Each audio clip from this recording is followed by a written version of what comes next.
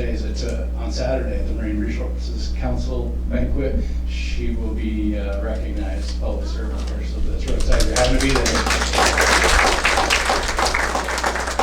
Be sure and send her a congratulatory note. Yes, I was a little disappointed with the county's presence at the city commission meeting when the city was discussing the possible lawsuit. It seemed like there was clear pressure from the county to discourage them from the lawsuit. And then I was equally a little disappointed at the PT3 meeting in West Palm when I didn't see any real involvement from the county's representative there to really champion our cause. And so in wrapping all that up, we're not getting the kind of the champion type mentality that we're sort of seeing with our local congressmen, and now we're seeing with the city commission. We're not seeing that from the county. So a lot of what you're saying at the Lawson process is good that you're there, but you got to be more than there. And I think, you know, the water needs to go south. We don't want it, and we're not getting a champion at the county level to make that happen. So Claire's comment, I think what you hear was that you'd like to see a more, I'm going to say vocal presence from the county, a more aggressive posture. Yes. I will say this, that, you know, at those PDT meetings and the sub-team meetings, you know, we have folks there, we're mostly watching the process and listening, and then our input happens more formally. So we'll send documents and we'll send written responses, and then we work very closely with that team. We have almost daily coordination and communication with them to make sure that in the weeds and the details that things are going our way and that our interests are being protected. It might not look very sexy from the public standpoint, but I assure you what's happening behind the scenes is extremely robust, and I think the Corps would communicate that as well, that when they see Stu Applebaum sitting at the table and joining us for our meetings, they peek up and they think, oh, Martin County's at the table. And if you're really interested, the website has available to you most of what we've submitted in the formal submission processes. And there's lots and lots of material there that I would encourage you to digest to see, you know, in more detail what the county has been doing. I appreciate that comment. I understand it. All right, let's move on. City of Stewart. Ben. Give us an update. He's also a PDT member for City of Stewart. I figured I'd stand back on this side and get your next turn the other way again. No, but I do want to say first, I appreciate John's comments. I do want to echo what he said. What the county is doing with the LOSA process is so critical, and how they are handling things behind the scenes, robust would be a good word. So I definitely don't want to downplay their role. I know Sanibel, having some close contact over there, Sanibel's doing a lot of good work as well behind the scenes. I think all of us working as a team is probably our best effort. We are trying to establish some kind of consensus, hopefully in the near future, as far as what the message will be and the kind of the general statement and position of all these groups, because we do have very similar, at least non-competing goals, if not paralleling goals. So before I just give a quick recap of where we are in the LOSM process, I just want to read a statement from Commissioner Matheson, who unfortunately couldn't be here today, and in his comments he explains why. He says, "Good morning, I would like to apologize for missing the meeting today. I am currently down in the Everglades doing personal research and reflection on Florida Bay's need for water and fish conditions." Yes. Which is perfect timing, right?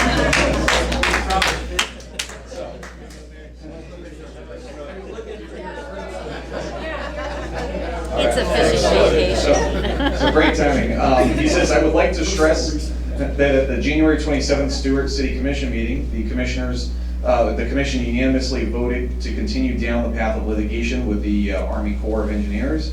He says, "I do not take this decision lightly. Preparation and research continues. The law is not on our side, but the historic facts are. Stewart's path forward must be focused and well throughout. At this point, we still are urging the Army Corps of Engineers to send maximum reasonable water west and south. Yes. But operational litigation is still a possibility. Thank you." So To get into the litigation, I can't go into too much detail. It's more of the city attorney's role and certainly the local experts who are being they're helping with the attorney and with staff behind the scenes to talk about that. Really, what our position is with LOSUM right now is to help the Army Corps understand why we think maybe 11 foot as a target every year for June 1st is a good idea. And it's not going to be accomplished necessarily every year because of Mother Nature, but why historically there are documents dating back to the 90s. I personally pulled up a document from 1928, which was a Army Corps, something I found at Stanford University. The U.S. federal government has a repository there for technical documents dating back to that time period. 1928 was the year before the Great Depression. World War II was still a decade away. So, I mean, the time period to look at what they were dealing with on the technical aspect, from a geotechnical aspect, all of the engineering issues that they had back then, to look at it now, there's actually a lot of striking similarities. They just didn't understand the environmental consequences of what they were doing. That you won't find in there. But you will find, maybe perhaps going back as early as the 40s, is this understanding that prior to hurricane season, we need 7 feet buffer between what the extreme high stage of the lake is versus the extreme low stage. Now, the extreme high stage of the lake has changed over time because the depth of the lake and the infrastructure of the lake has dramatically changed over those decades because of human engineering. But that whole idea that you need a 7-foot buffer between for the worst case scenario from the high stage to the low stage is something that when you look at today, it's ironically almost the same thing. If the high stage is close to 18 feet and we're kind of targeting right before wet season 11 feet, that's about a 7-foot difference. It's just, I found it fascinating to see so many historical synchronicities at the very least. So there's a lot there that we're looking at factually to help make our case. But the one thing I want to say about this 11-foot target, because I know it's very difficult to come to a scientific consensus on what the magic number would be, if there even is one every year. The one thing I would say is it's not just that we want the target to be somewhere around 11 feet every year. It's also when you're deciding to discharge water. And what I've found is just over the last 20 to 30 years, and in my own research I've seen in the last 20 to 30 years of Army Corps movement of water, they know that with the permits, the consumptive use permits, and the need of water in April and May in particular is pretty significant. So they've done their best to move water as late as possible to ensure that they don't have that drought period at the last possible moment during the drought season, which is basically April and May, leading into June. So you see them holding and retaining so much water earlier on that they could be moving earlier on, both to the Caloosahatchee, who desperately obviously needs it for salinity conditions, as well as to the south. And so the question is during that dry season, moving water south, is if we move it sooner, will that help improve the amount of capacity issues that we're having later in the year when it is the wet season by that point? So there's a lot of conversations that have to happen. I'm not that scientist to be able to answer those, but we're at least raising the right questions so that we can get the right answers from everybody. So that's part of what our process is right now. And to set the expectation for the LOSUM process, the Army Corps expects to continue through April of next year, at least with what we're doing right now, which is sub-team committee meetings and then PT3 committee meetings to discuss these facts and figures and certainly to set up alternative modeling for what the 2022 LOSUM will eventually set as the protocol that the Army Corps uses moving forward. So expect these meetings to continue for another year. And then the plan will be written hopefully by the end of 2021. But right now, your involvement, going to these meetings, participating is critical right now. When's the next? The next one is next week, Thursday the 27th. It is a web-only meeting, but we have all the public information we can always give out as well if anyone wants to call in. Everyone from the public is allowed to obviously listen, and there'll be a couple public comment periods at the end of that. So. Great. Thank you, everyone. South Florida Water Management District, Ms. Jackie Phillips.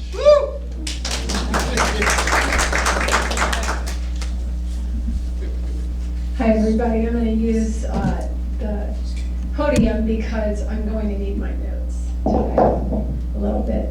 Hi, Jackie Thurlow-Lipish. Today, not just an activist, oh my God, for the St. Lucie River. But is this on? Yes. No.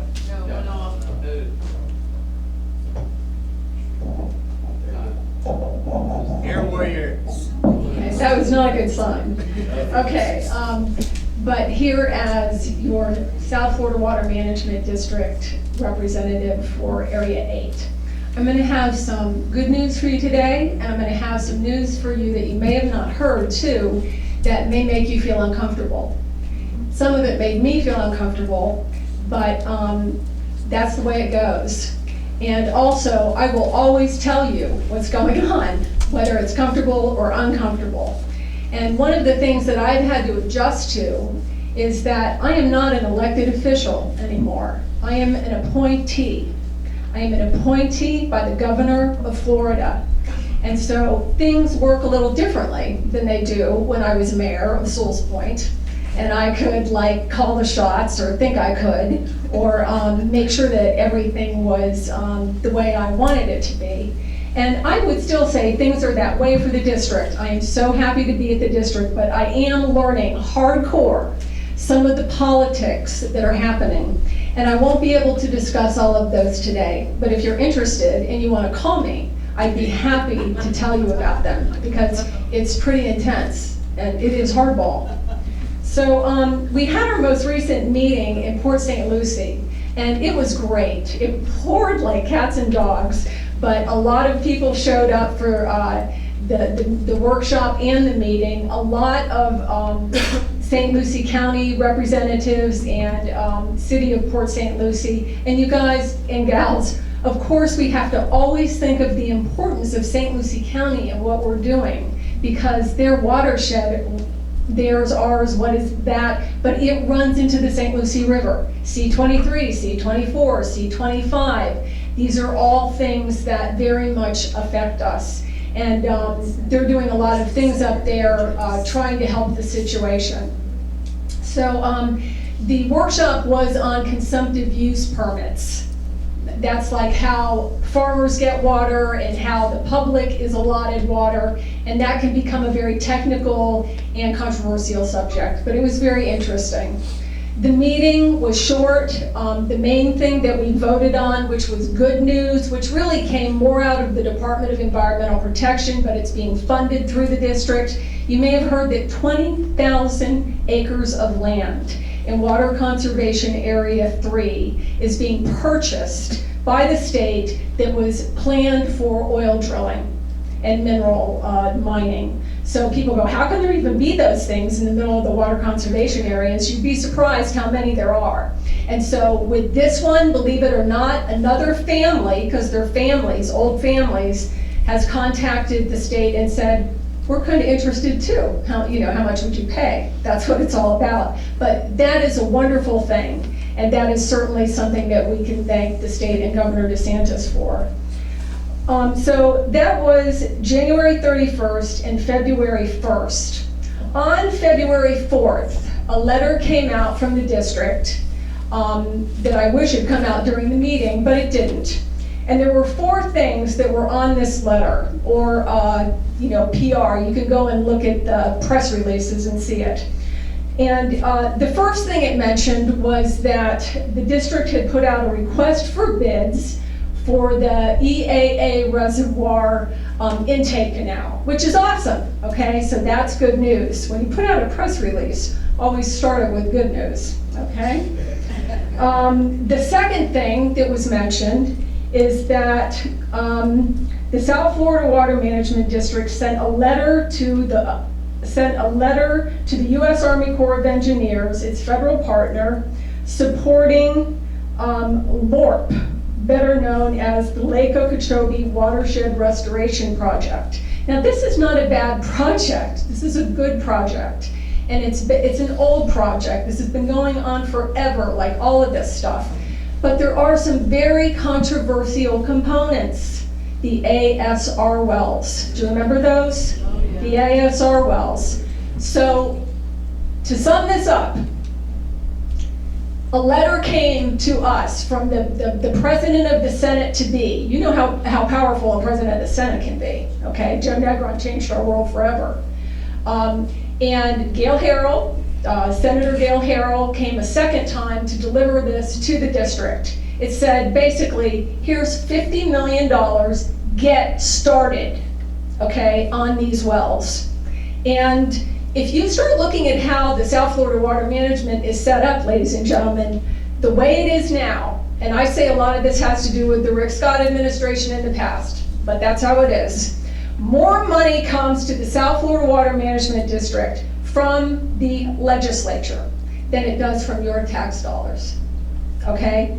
So, there's a lot of politics, there's a lot of pressure from the legislature, and I could empathize if they gave us the money, then either we do what they say, or I said, give it back. You know what I'm saying? I can't say, yeah, we'll take your money, or we're gonna like send it to Florida Bay. You know, that had come from the Senate, but that is just for the first 10 wells. Do you understand that?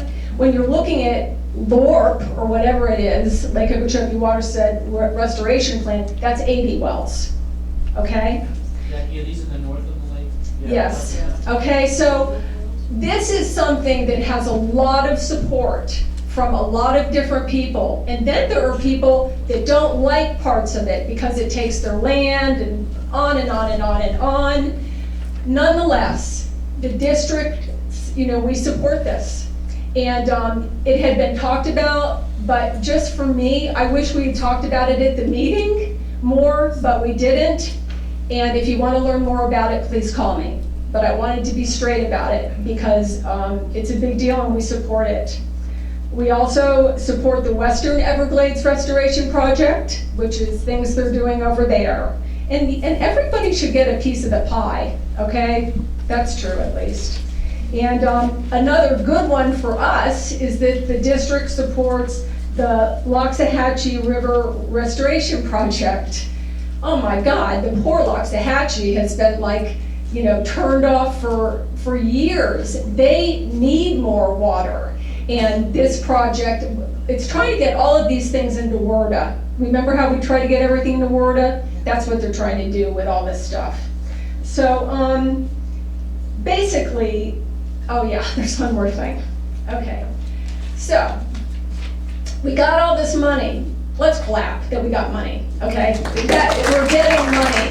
We will get money. There has been more money coming towards Everglades restoration than ever before. And I think a lot of it is because Martin County started the fire, and it has spread throughout the entire state, and it's still going, okay? And so some of the old projects are getting pushed forward, projects that have been on the books for 20 years. One of those projects, and I'm totally for it, of course, is the C23 and the C23 wet reservoir and STAs up in St. Lucie County, okay? Sarah Hurd, for years and years and years, would come here and talk about this. It's been stalled forever. One component of that, it's kind of buried in all of the stuff, but it's been there forever and was basically, you know, it went through like a NEPA process type of thing in 2007 when they were approving all this stuff, and then there was no money and it was just kind of sitting there, is what they call an interconnect canal.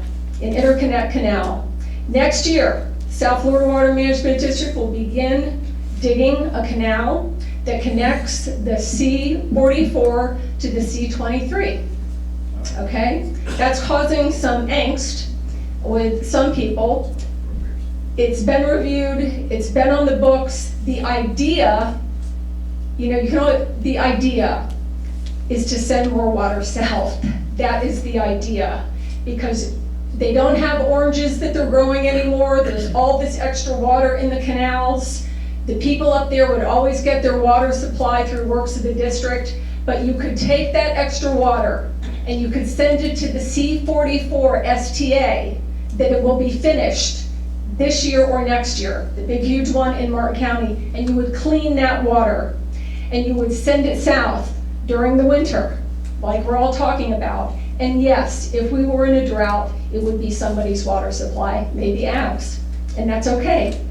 We have to learn to work with things. I hope if you have any questions, you will call me up. I am sure if Drew Bartlett ever watches this on TV, he'll be uncomfortable with how upfront I have been with you today. I don't care. I will always be upfront with you, and I will always talk to you and tell you what is going on, and together we will build a better water future for the St. Lucie River, Florida Bay, and all of South Florida. Thank you.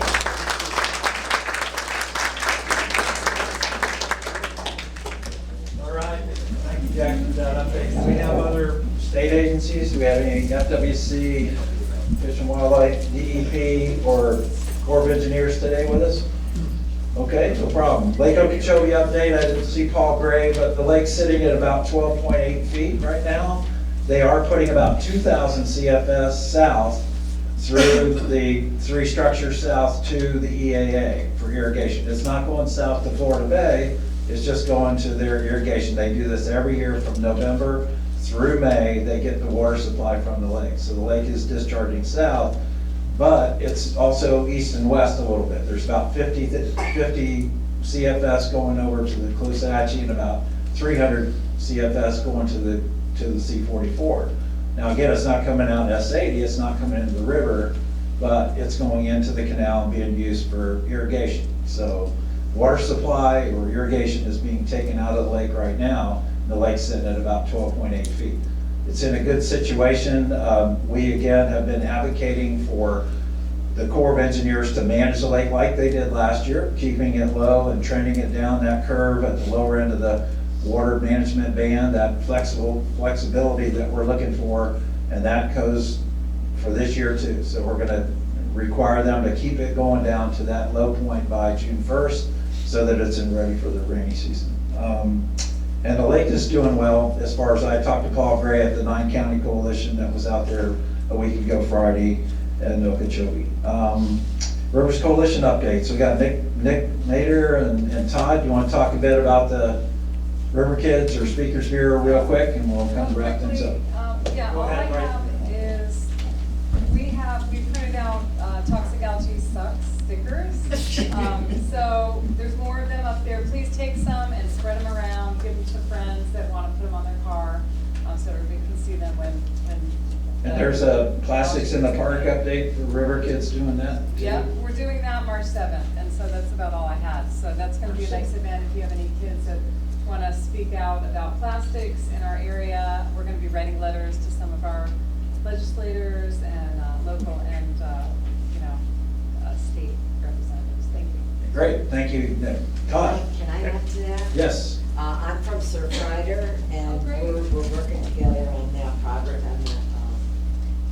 I'm headed to Washington to represent Surfrider for Hill Day, and one of the things that we're interested in is the plastics, reducing plastics, and if everybody can give our representatives a call about stopping the straws and bottles in our parks, national parks.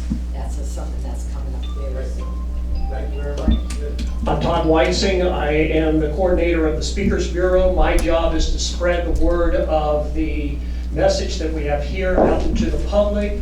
Our idea is it's an election year, and our elected officials can be our champions, and we need those champions, and the only way we're going to get them elected is for us to have an informed electorate. An informed electorate is for us to take our message out to the population. We don't want this. We don't want it anymore. No more signs. So my ask is, if you are a member of an organization and you need a speaker, please see us. I'm going to give you an idea of some of the speaking engagements we've had over the last year. American Association of University Women, the Indian River Plantation Homeowner Association, the Sons of the American Revolution, Ballantrae's Lady Anglers, Palm City Presbyterian Church, Martin County Republican Women, Stewart Rotary. We recently spoke at the Stewart Rod and Reel Club. If we can move our message out, we are going to have an informed electorate. We are going to elect champions, and that's all we need. My ask is of you. If you know of an organization that needs a speaker, see me. Great. Any Riverkeeper update? Mike, do you have something? I do, yes. Yes. Is it quick? Yeah, it's, I'm not gonna stand here or here, I'm gonna pace back and forth so you can get your necks nice and loosened, okay?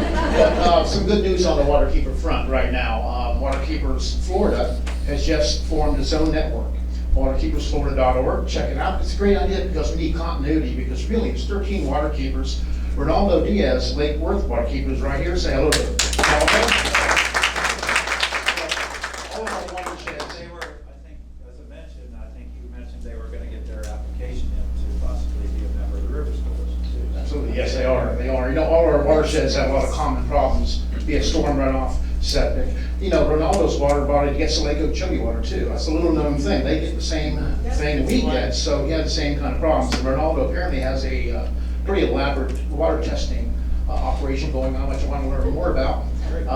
Big time, I've heard it's great. Side of the waterkeepers.org news, Waterkeepers Florida also just signed a letter, drafted a letter actually, with the Springs Council, and I believe with Sierra Club, to basically protest the Clean Waterways Act, SB 712, because, 712, yes, thank you, Jackie.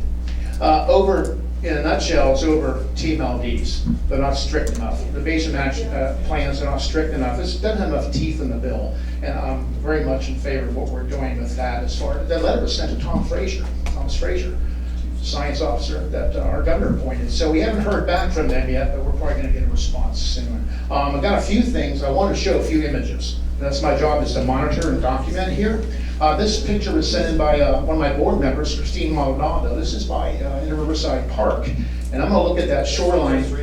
This is about 2 days ago, and the thing concerns me, it's multiple species. You have mullet, there's a sennit in there, there's a little Spanish mackerel, Mahara, and some of the water in the north, of Jensen has looked pretty lousy lately, and one of these other images will give you an idea of what we're looking at this time of year. You can advance that for me, Barbara. Well, I'll take them as I get them. Anyway, this is up in by Middle Cove about a week and a half ago. We had some east wind and the water was fairly clear on that side of the bank. There's some good looking manatee grass there. I don't know how many of you ever walk off the roadside to maybe wade fish along there or go in your boat.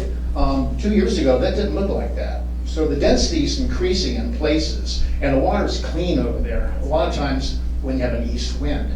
Manatee grass, but there's also some filamentous algae mixed in, and it's not terrible stuff until it gets to the point where it overwhelms the native seed grasses.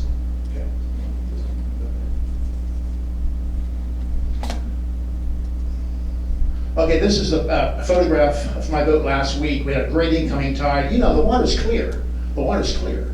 But what it shows us is the damage that's left behind by the discharge years. And this is across the way from Sailfish. It's just super clear, but there's no grass on those banks. And I remember when I moved here 20 years ago, we'd wade fish here, and you had to watch your foot. You'd trip in the manatee grass. It was so thick at that time. So we're seeing beautiful water, but a really slow recovery as far as seagrass right now. Got a couple more. Yeah. Okay, this photograph's kind of dark, but this is not the St. Lucie River. This is the waterway north of Jensen. This is IRL. This is the guy who was idling alongside me in the slow zone, and I had to get the picture because you couldn't see his lower unit. You couldn't see 2 inches in the water. And what happens this time of year is we have north winds and south winds. And that whole sector from Stewart Causeway north to beyond Jensen, the grass is gone. The turtle grass that was there in deeper water has been decimated, so the bottom sediment gets up in the water column with about 6 hours of north to south strong winds, which are with the cold fronts. And that's a problem because the water is now muddy, not just on the west side, on the east wind, it gets muddy bank to bank. And the concerning thing there is if it stays up suspension so much, the seagrass has a little bit of sunlight to deal with, very little sunlight. This is a good area of Sailfish Flats. That grass is coming back, some of it's algae, but there's a slide that shows the close-up of what this stuff is. I believe it's coming up right here. And that's the spot I got on the boat and took some. It's a shoal grass. And it's not in great shape. It come up very easily, but there's a lot of shoal grass in some of those shallower parts of Sailfish Flats. It's a good thing. It's a good sign. But we need about 5, 6, 10 years of no discharges to make this place come back. And this is typically what I'm talking about, north of Jensen from the causeway, it gets chock mud so quickly. In a matter of 12 hours of a strong north wind, the whole lagoon up there is muddy. So that's the problem. Can I give you a little history on that one? I love that, Mr. George. When hurricanes eroded part of Indian River Drive, and they went in and refortified that whole thing with that block that's The in there. embankment, yeah. The dirt that they put in behind there was dirt. It wasn't sand, it wasn't whatever, it was that black that stands suspended. So when it settles out to the bottom, everything's fine. When the wind blows, you will get that. And it comes right off of what was discharged off of that project. We argued with the city or with the county for I don't know how many years. Some residents didn't have their area done. Right. That's what that's coming from. Let me ask you a question. Would seagrass regrow in that type of sediment? No, you walk 10, 15 feet offshore, where a Yes. lot of people used to wade fish, where there used to be seagrass there, and you walk through that, and it's like slime, and there's nothing growing there. And now we're gonna get a mooring field. But that's what caused it. That it used to be like that till Yeah. that project was done, and that ran from just about Walton all the way north to just below Fort Pierce. And that's why you get that in there. Yeah, I'm sure, yeah. Well, I'm sure, folks, I'll wrap it up, now we're out of time. Hey, our website is up, it's www.theindianriverkeeper.org. We had to get another domain, it's theindianriverkeeper.org. Our Facebook, please follow Facebook, we do a lot of posts on there now, a lot of updates. That is Indian River Keeper, the Facebook page. And we have a donation button on our Facebook page, we have a donation vehicles on our website, and we work on funding. So, hey, member, we have a membership, $25 a year to join, and other levels too. I'm looking for small business, I'm looking for small business partners and corporate partners as well. Thanks for your time, appreciate it. Thanks, Mike.